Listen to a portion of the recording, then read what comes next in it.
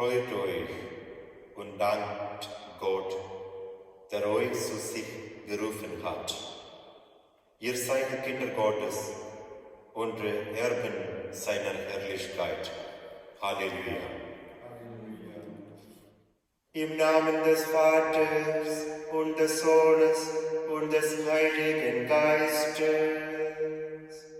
Amen. Die Gnade unseres Herrn Jesus Christus, die Liebe Gottes des Vaters und die Gemeinschaft des Heiligen Geistes sei mit euch. Und mit deinem Geiste. Liebe Schwestern und Brüder in Jesus Christus, heute feiern wir die große Fest der göttlichen Barmherzigkeit. Ich lade Sie alle ein zum diese Hochfest der göttlichen Barmherzigkeit. Und wir heute besondersweise erinnern sich Gottes Barmherzigkeit und empfangen diese gnadenvolle Barmherzigkeit von dieser heiligen Messe und in unser ganzes Leben. Schwester Faustina erkannte das Geheimnis der Barmherzigkeit Gottes auch in der Bestimmung des Menschen zur ewigen Seligkeit. Gott hat in seiner Güte und Barmherzigkeit Schwester Faustina die Gnade gewährt, die Schönheiten und das Glück der himmlischen Herrlichkeit schauen zu dürfen, das denen bereitet ist, die ihn lieben und ihm vertrauen.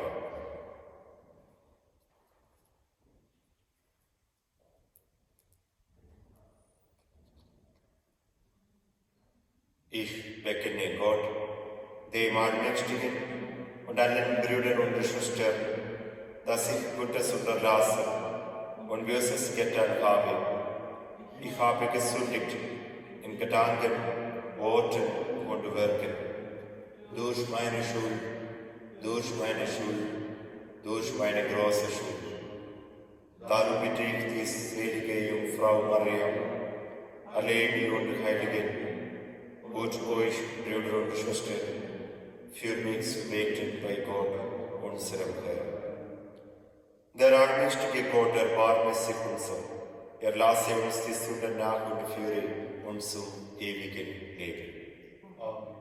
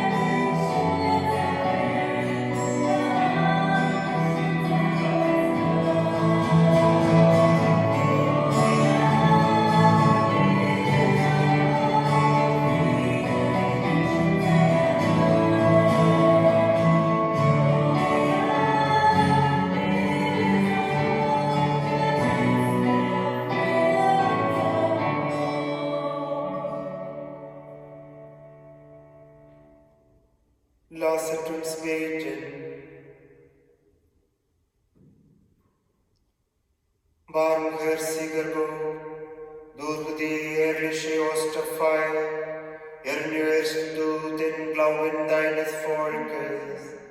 Lass uns immer tiefer erkennen, wie heilig das Bad der Taufe ist, das uns gereinigt hat, wie mächtig dein Geist, aus dem wir wiedergeboren sind, und wie kostbar das Blut, durch das wir erkauft sind. Darum bitten wir durch Jesus Christus, unseren Herrn.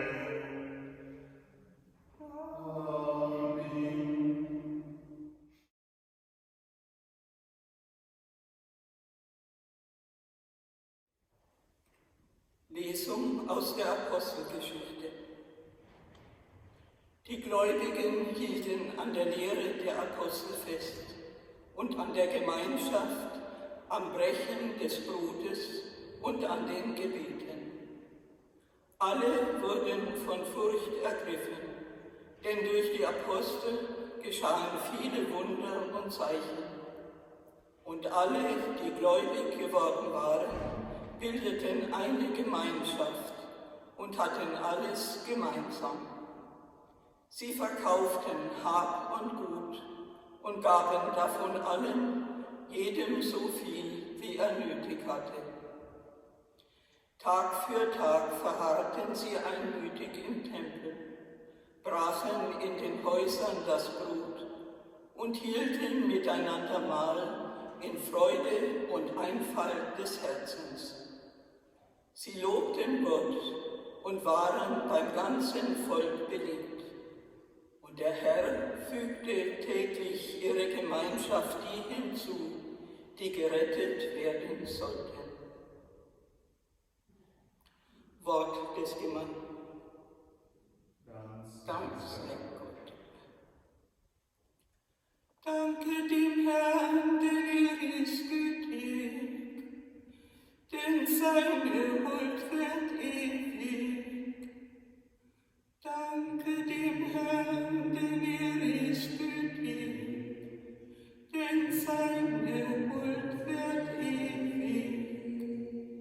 So soll Israel sagen, denn seine Huld wird ewig. So sollen alle sagen, die den Herrn fürchten und ehren, denn seine Huld wird ewig. Danke dem Herrn, denn er ist gütig, denn seine Huld wird ewig. Meine Stärke und mein Lied ist der Herr. Er ist für mich zum Retter geworden. Frohlocken und Jubel erschallt in den Zelten der Gerechten.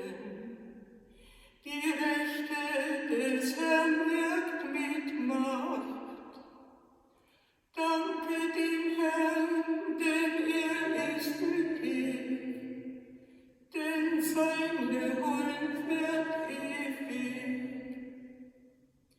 Der Stein, den die Bauleute verwarfen, er ist zum Eckstein geworden. Das hat der Herr vollbracht. Vor unseren Augen geschah dieses Wunder. Danke dem Herrn, denn er ist gütig, denn seine Huld wird ewig.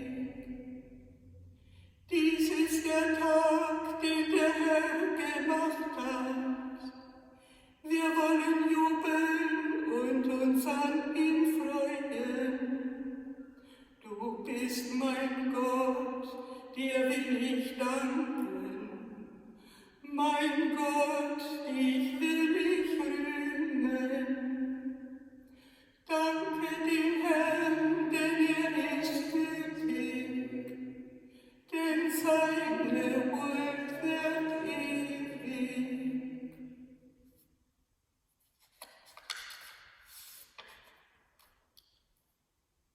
Lesung aus dem ersten Brief des Apostels Petrus.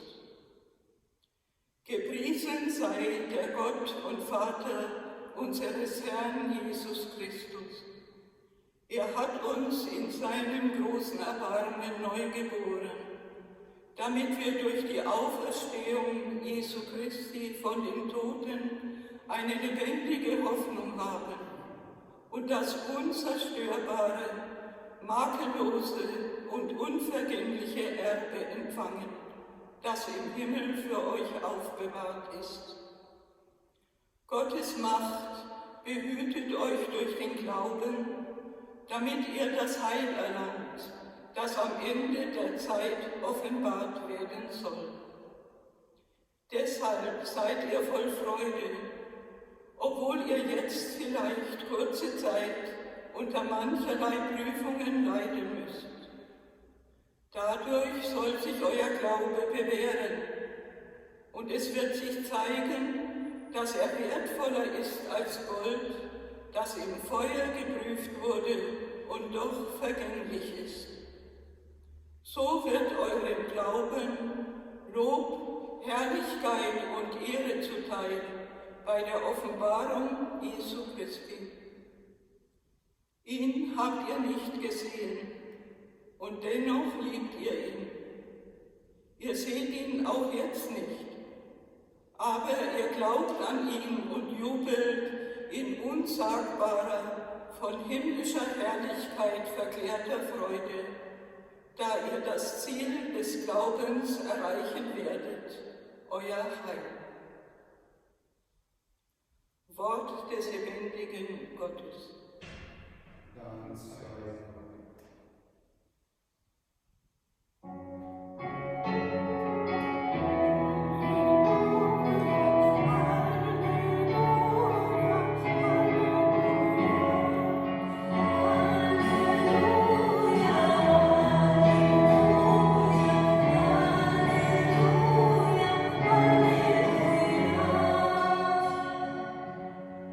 So spricht der Herr: Weil du mich gesehen hast, Thomas, glaubst du. Selig sind, die nicht sehen und doch glauben.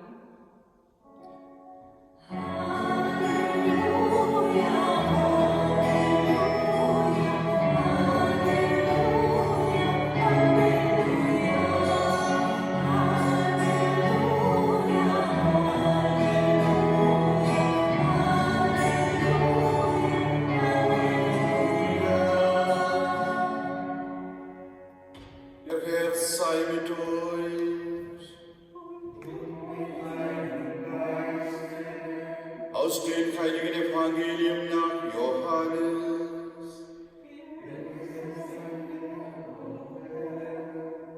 Am Abend des ersten Tages der Woche, als die Jünger ausrückte vor den Juden die Türen verschlossen hatten, kam Jesus, trat in ihre Mitte und sagte zu ihnen: Friede sei mit euch.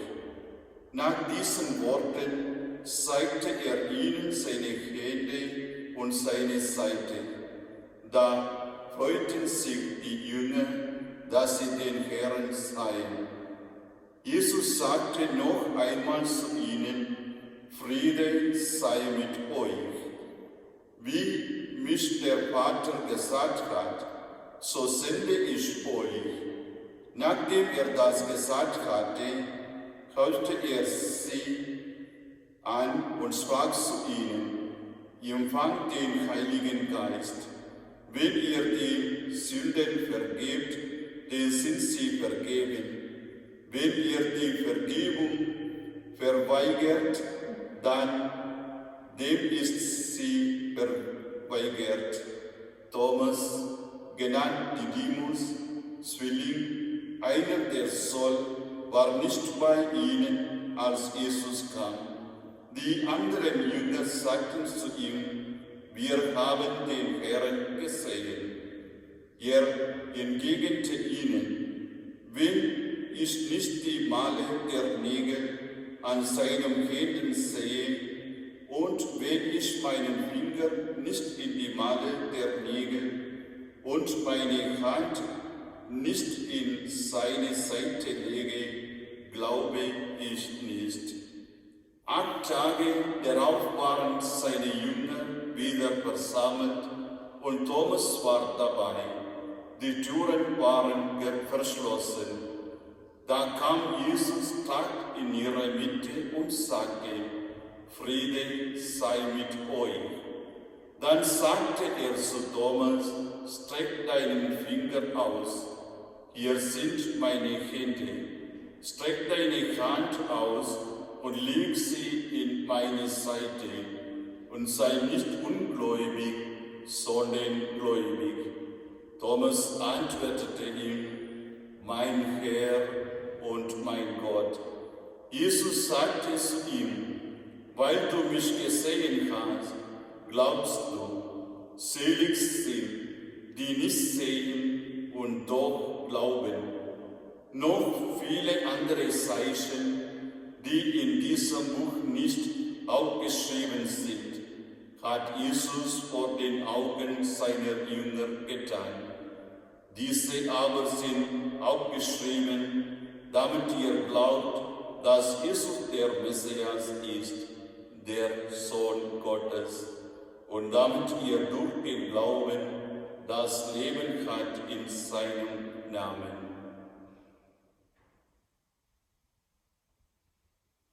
Evangelium unseres Herrn Jesus Christus.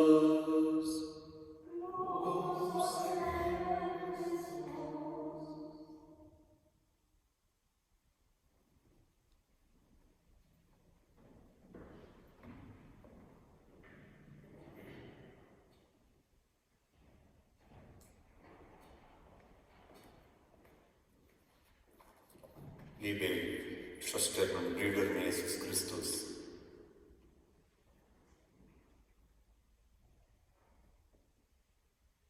ein fröhliches Barmherzigkeitsfest. Ostern ist der Prototyp aller christlichen Feste. Es ist ein so großartiges Ereignis, dass ein Festtag nicht ausreicht. Wir brauchten 8 Tage liturgische Feierlichkeiten. Ja, heute schließen wir die Osteroktav ab. Die heutige Passage des Evangeliums beginnt mit der Erzählung der ersten Erscheinung des auferstandenen Herrn an seinen Apostel am Ostertag. Anschließend wird die Erscheinung des auferstandenen Herrn Thomas erzählt, der am Ostertag abwesend war. Letzterer Vorfall ereignet sich am 8. Ostertag wie heute. So verbindet der heutige Evangeliumstext von Johannes den Ostersonntag wirklich mit der Oktav. Eine sehr treffende Lektüre zum Abschluss der Osteroktav. Heute ist der Sonntag der Barmherzigkeit Gottes. Es ist kein Zufall, dass Jesus in den privaten Offenbarungen die Schwester Faustina Kowalska erhielt, mehrfach darum bat, dass ein Festtag der Barmherzigkeit Gottes gewidmet und dieses Fest am Sonntag nach Ostern gefeiert wird. Deshalb sagte Papst Johannes Paulus II. Am 3. April 2000, als er seine Landfrau Faustina heilig sprach: Es ist wichtig, dass wir die gesamte Botschaft annehmen, die uns an diesem zweiten Ostersonntag aus dem Wort Gottes kommt. Was von nun an in der ganzen Kirche als Sonntag der Barmherzigkeit Gottes bezeichnet wird. Kurz gesagt, dieser Sonntag lädt uns ein, über die Barmherzigkeit Gottes nachzudenken. Was ist Barmherzigkeit? Barmherzigkeit kann auf zwei Arten verstanden werden. Erstens, nicht etwas Schlechtes bekommen, das man verdient. Unsere Sünden, verstanden als Ablehnung Gottes oder als Weggehen von Gott, verdienen Bestrafung. Aber Gott bestraft uns nicht nach unseren Sünden. Das ist göttliche Barmherzigkeit. Wir erleben diese Barmherzigkeit sehr deutlich im Sakrament der Versöhnung. Zweitens, das Gute bekommt, das man nicht verdient. Dies ist Gnade, unverdiente Gunst, unentgeltliches Geschenk. Dies ist auch göttliche Barmherzigkeit. Wir erleben dies jedes Mal, wenn wir uns ernsthaft an Gott wenden. Göttliche Barmherzigkeit im Sakrament der Versöhnung. Heute ist das Fest des Sakraments der Versöhnung. Im heutigen Evangelium gibt Jesus seinen Jüngern die Autorität, Sünden zu vergeben. Oft fragen viele Leute, warum sollte ich zur Beichte zu einem Priester gehen? Warum kann ich Gott nicht direkt gestehen? Schließlich vergibt Gott jedes Mal, wenn wir unsere Sünden anerkennen. Auf diese Fragen lautet meine einfache Antwort: richtig. Gott vergibt mir jedes Mal, wenn ich meine Sünden vor ihm anerkenne. Aber wie wird Gott mich wissen lassen, dass er mir auf eine Weise vollständig vergeben hat, die ich hören und sehen kann, außer durch das Instrument einer anderen menschlichen Person? Natürlich muss diese menschliche Person zu diesem Zweck gesalbt und getrennt, ordiniert werden, damit das Zeichen sehr real wird. Dies ist die wunderbare Möglichkeit, die im Sakrament der Versöhnung verfügbar ist. Das sichtbare Zeichen der unsichtbaren Barmherzigkeit Gottes.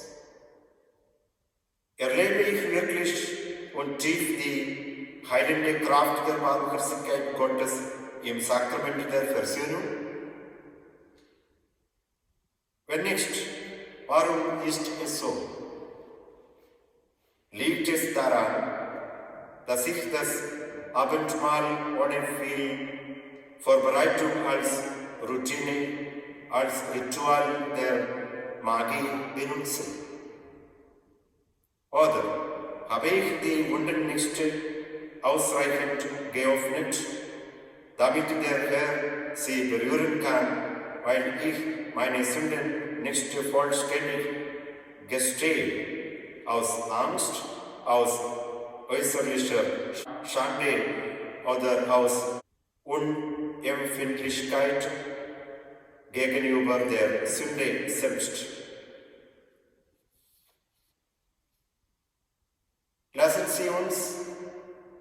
an diesem Fest beschließen. Häufiges Geständnis abzulegen. Gutes Geständnis, aufrichtiges Geständnis, offenes Geständnis. Das lateinische Wort, das die Wurzel unseres englischen Wortes Mercy oder Barmherzigkeit ist Misericordia. Es leitet sich wiederum aus zwei Wörtern ab. Miserere, was Mitleid haben oder Mitgefühl für bedeutet, und Cor bedeutet Herz. Barmherzigkeit bringt daher die Idee mit sich, mit jemandem von ganzem Herzen Mitleid zu haben. Mitgefühl ist das am häufigsten wiederholten Attribut oder Adjektiv für Gott in der Schrift. Im Neuen Testament wird das griechische Wort Eleison verwendet. Im Alten Testament gibt es mindestens zwei hebräische Äquivalente. Am nächsten wäre Rachamim, auch Rahim, was wörtlich Mutterleib bedeutet. Ein weiteres Äquivalent von Barmherzigkeit auf Hebräisch wäre Zergern, was standhafte Liebe bedeutet. Wenn wir zusammen beten, erbarme dich, meiner Gott, bitten wir Gott tatsächlich Mitleid mit uns zu haben oder uns in seiner liebevollen Güte zu halten. Und genau gesagt, wir bitten ihn, uns in seinem Leib zu halten und uns neu zu erschaffen oder zu verjüngen. In den Evangelien rufen mehrere Menschen dieses Gebet der Barmherzigkeit aus und sie werden neu erschaffen.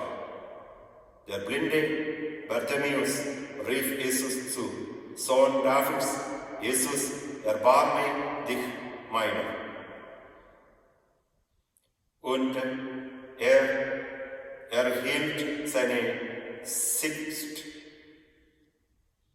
Beachte, dass das Wort Mitleid auch als Barmherzigkeit übersetzt werden kann. Die Kanaaniterin rief im Namen ihrer Tochter zu Jesus: Herr, Sohn Davids, erbarme dich meiner. Eine Tochter wird von einem Teufel gequält und ihre Tochter wurde befreit. Die 10 Aussätzigen riefen zu Jesus: Jesus, Meister, habe Gnade mit uns. Und sie wurden gereinigt. Im Gleichnis von den beiden Männern, die zum Gebet in den Tempel gingen, der Steuereintreiber stand in einiger Entfernung und wagte nicht einmal, den Blick zum Himmel zu erheben. Aber er schlug sich auf die Brust und sagte: Gott sei mir gnädig, ein Sünder. Der Mann ging gerechtfertigt nach Hause. Ja, lasst uns auch in Jesus zu Gott rufen: Erbarme dich, und er wird uns neu erschaffen. Heute wollen wir uns dem Psalmisten anschließen und singen. Danken Sie dem Herrn, dass er gut ist und seine treue Liebe, Barmherzigkeit für immer andauert. Amen. Wir sprechen das apostolische Glaubensbekenntnis. Ich glaube an Gott, den Vater, den Allmächtigen, den Schöpfer des Himmels und der Erde, und an Jesus Christus, seinen eingeborenen Sohn, unseren Herrn, empfangen durch den Heiligen Geist, geboren von der Jungfrau Maria, gelitten unter Pontius Pilatus, gekreuzigt, gestorben und begraben, hinabgestiegen in das Reich des Todes, am dritten Tage auferstanden von den Toten, aufgefahren in den Himmel. Er sitzt zur Rechten Gottes, des allmächtigen Vaters. Von dort wird er kommen, zu richten die Lebenden und die Toten. Ich glaube an den Heiligen Geist, die heilige katholische Kirche, Gemeinschaft der Heiligen, Vergebung der Sünden, Auferstehung der Toten und das ewige Leben. Amen.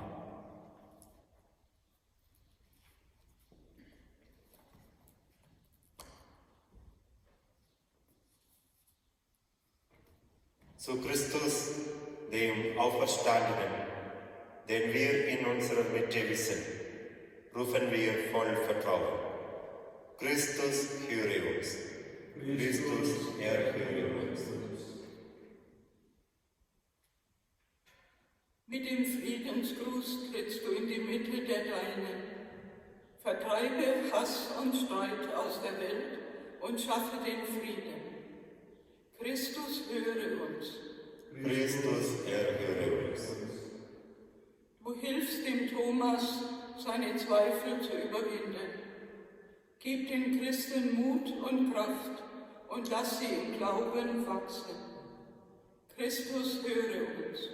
Christus, erhöre uns. Du weißt um die Not der Verbannten, um Hunger und Armut derer, die in Slums und Flüchtlingslagern leben. Wecke die Kraft des Teilens, den Mut zum Helfen in den Herzen der Menschen. Christus, höre uns. Christus, erhöre uns. Viele denken heute an ihre Erstkommunion. Lasse in uns allen aufs Neue die Freude aufleuchten, mit der wir dir damals begegnet sind. Christus, höre uns. Christus, erhöre uns. In dieser heiligen Messe denken wir besonders und beten für Toni Maliakal, für die Verstorbenen Manfred Friedrich und Thea Buschkamp, für die verstorbene Erna und Lothar Kall, für die verstorbene Svetlana Kritschma, für die Familie Räther, für Gabi und Anja. Wir beten zur Ehre der göttlichen Barmherzigkeit. Wir beten für die kleine Melina um Gottes Schutz und gute Entwicklung und für Lebende und Verstorbene der Familie Maliakal, besonders für Rosita Maliakal. Wir beten für alle Priester, für das medizinische und wissenschaftliche Personal, für Armin um Heilung, für Bekehrung, Heilung, Befreiung und zur Sühne für Familie Kaminski. Wir beten für Familie Becker und Stegemann und für die verstorbene Ursula mit Dion. Christus, höre uns. Christus, erhöre uns. Denn du bist der Messias, der Sohn Gottes, durch den wir das Leben haben. Dich preisen wir mit dem Vater und dem Heiligen Geist in alle Ewigkeit. Amen.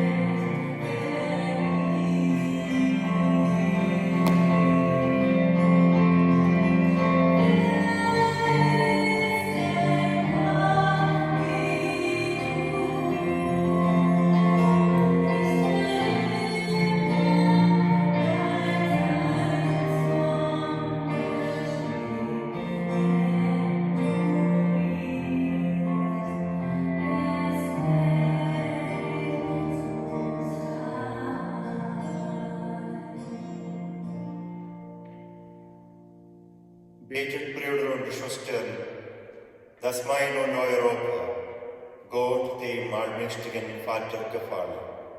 Der Herr nehme das Opfer an aus deinem Leben, zum Lobe und seines Namens, zu Segen für uns und seine ganze heilige Kirche. Gott, du hast deinem Volk durch das Bekenntnis des Glaubens und den Empfang der Taufe neues Leben geschenkt. Nimm die Gaben deiner Gläubigen gnädig an und lass uns in dir Seligkeit und ewiges Leben finden. Darum bitten wir durch Christus, unseren Herrn. Amen. Der Herr sei mit euch. Und mit deinem Geiste, Erhebet die Herzen. wir haben sie beim Herrn. Lasset uns danken dem Herrn, unserem Gott. Das ist würdig und recht. Wir danken dir, Vater im Himmel, und rühmen dich durch unseren Herrn Jesus Christus. Durch ihn erstehen die Kinder des Lichtes zum ewigen Leben. Durch ihn wird den Gläubigen das Tor des himmlischen Reiches geöffnet.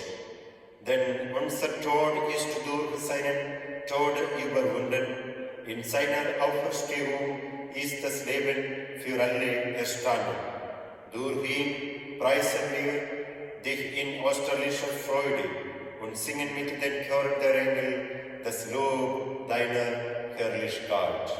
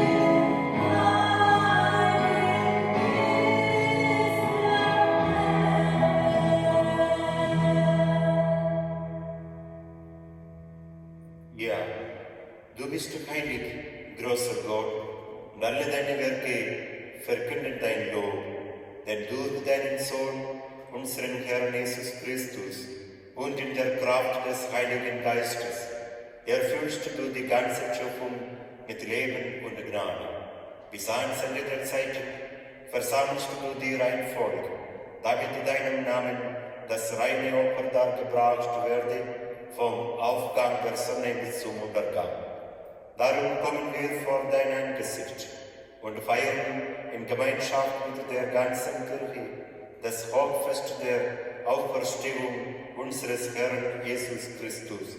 Durch ihn, der zu deiner Rechten erhöht ist, bitten wir dich, allmächtiger Gott, heilige unsere Gaben durch deinen Geist, damit sie uns werden, Leib und Blut deines Sohnes, unseres Herrn Jesus Christus, der uns aufgetragen hat, dieses Geheimnis zu feiern. Denn in der Nacht, da er verraten wurde, nahm er das Brot und sagte Dank, brach es, reichte es seinen Jüngern und sprach: Nehmet und esset alle davon, das ist mein Leib, der für euch hingegeben wird.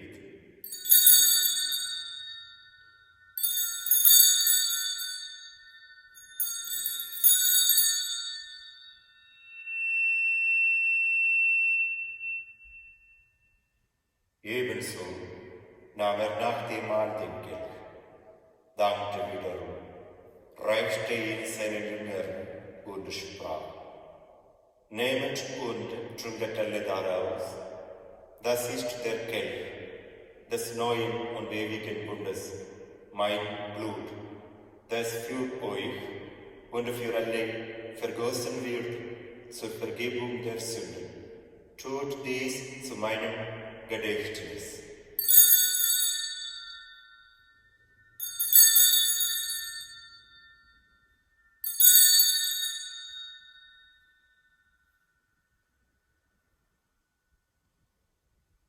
Geheimnis des Glaubens.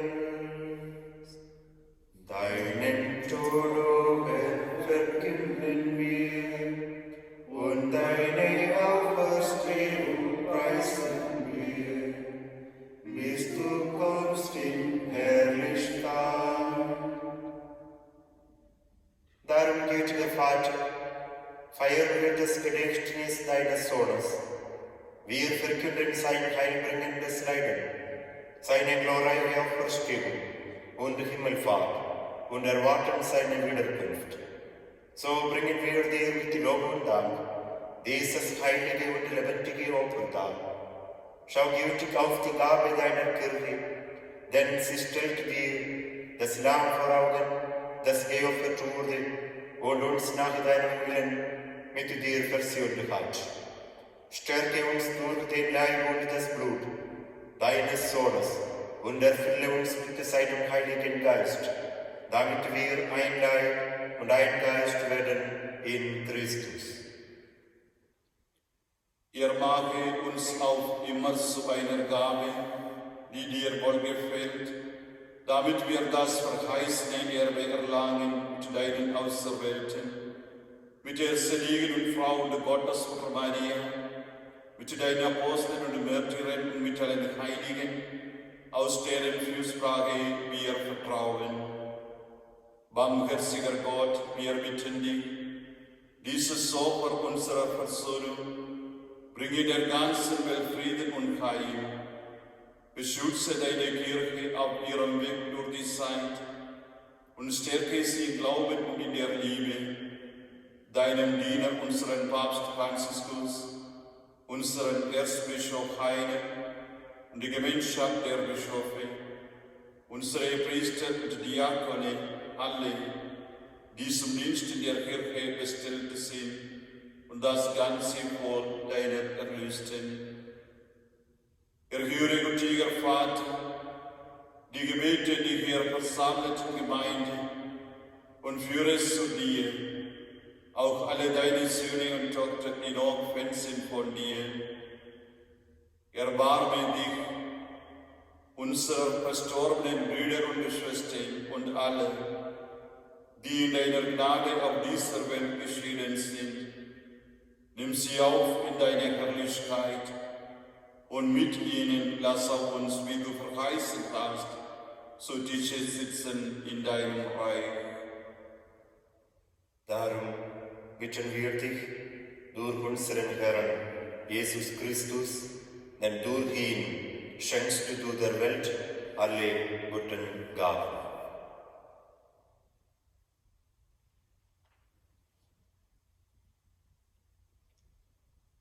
Durch ihn und mit ihm und in ihm ist dir Gott allmächtiger Vater in der Einheit des Heiligen Geistes alle Herrlichkeit und Ehre, jetzt und in Ewigkeit.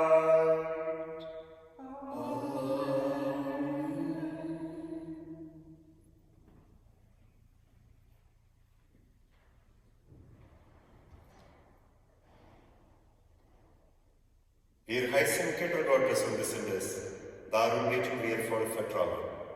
Vater unser im Himmel, geheiligt werde dein Name, dein Geist komme, dein Wille geschehe, wie im Himmel, so auf Erden. Unser tägliches Brot gib uns heute und vergib uns unsere Schuld, wie auch wir vergeben unseren Schuldigern.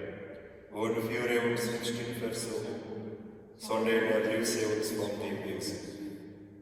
Erlöse uns, Herr allmächtiger Vater, von allem Bösen und gib Frieden in unseren Tagen. Komm uns zu Hilfe mit deinem Erbarmen und bewahre uns vor Verwirrung und Sünde, damit wir von zuversicht das Kommen unseres Erlösers, Jesus Christus, erwarten. Denn dein ist das Reich und die Kraft und die Herrlichkeit in Ewigkeit. Amen. Am Ostertag trat Jesus in die Mitte seiner Jünger und sprach den Friedensgruß. Deshalb bitten wir, Herr Jesus Christus, du Sieger über Sünde und Tod, schau nicht auf unsere Sünden, sondern auf den Glauben deiner Kirche und schenke nach deinem Willen Einheit und Frieden. Der Friede des Herrn sei allezeit mit euch. Und mit deinem Geiste. Gebt einander ein Zeichen des Friedens und der Versöhnung.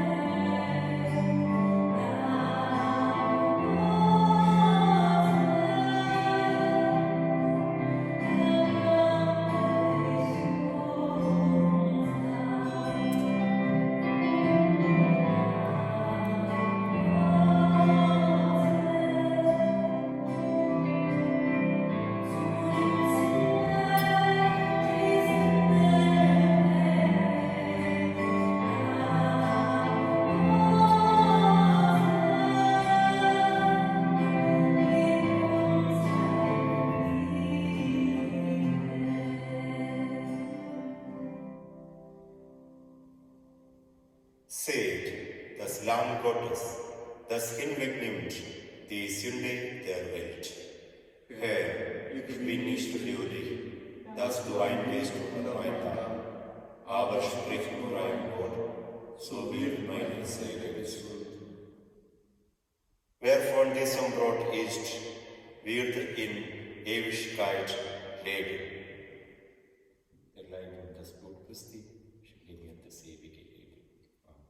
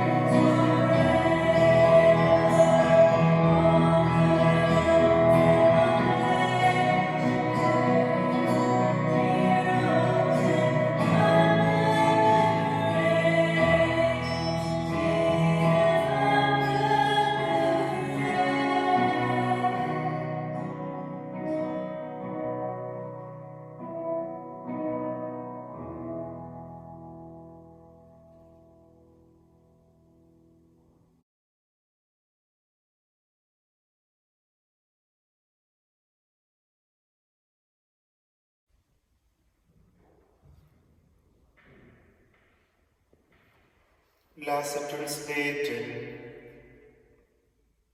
Allmächtiger Gott, im heiligen Sakrament haben wir den Leib und das Blut deines Sohnes empfangen. Lass diese österliche Gabe in uns weiterwirken und fruchtbar sein. Darum bitten wir durch Christus, unseren Herrn.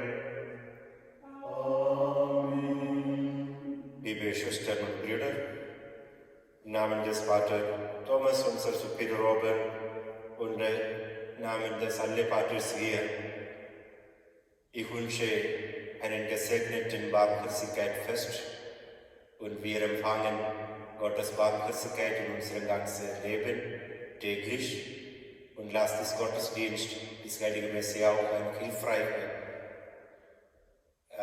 hilfreiche Gelegenheit zum Gottes Barmherzigkeit empfangen.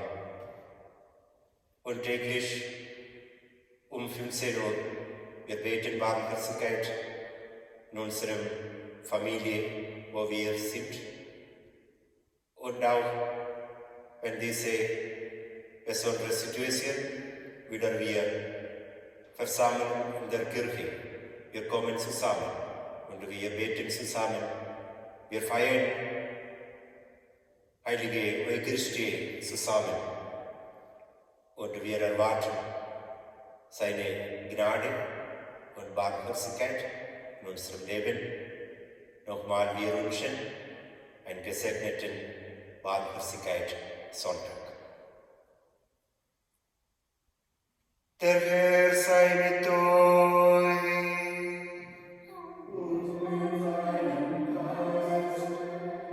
Der allmächtige Gott hat uns durch die Auferstehung deines Sohnes aus Sünde und Tod befreit. Er segne euch und schenke euch seine Freude. Und Christus, mit dem wir auferstanden sind, durch den Glauben, bewahre in euch die Gabe der Erlösung. Gott hat uns in der Taufe angenommen als Kinder seiner Gnade. Er schenke euch das verheißene Erbe. Das gewähre euch der dreieinige Gott, der Vater und der Sohn und der Heilige Geist.